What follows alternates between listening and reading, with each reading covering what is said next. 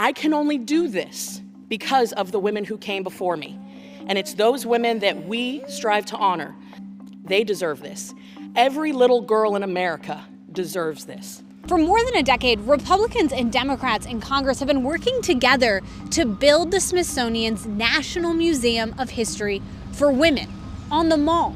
But today, major disagreements in the chamber behind me made it so this museum's future is really uncertain. The Smithsonian American Women's History Museum is long overdue, and it deserves a place on the National Mall, period. Democrats pulled their support for this legislation after they say Republicans included 2 poison pill amendments. One of those amendments gave Donald Trump a lot of latitude over the location of this museum. The other amendment barred any women who were not biological women from being included in this museum.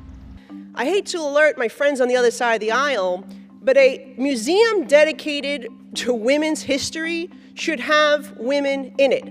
That's it.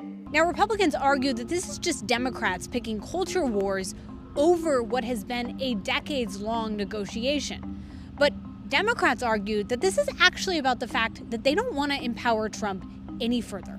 What was a non-starter was the fact that they wanted to give Trump some sort of authority to oversee what goes into the museum. That authority should belong to all the women in this country and not to Trump. Let's keep the big thing, honoring the service and sacrifice of so many women. Now, we should point out that there were a handful of Republicans who actually voted against this legislation. And their colleagues who had been fighting for it, well, they had a message for those colleagues. I look forward to the conversations that they have with their wives, their daughters, their mothers, their aunties, their sisters, and their constituents, half of which are women. Now the question is whether or not Republicans and Democrats are going to be able to find a way forward on a museum that they all agree is important for women across the country.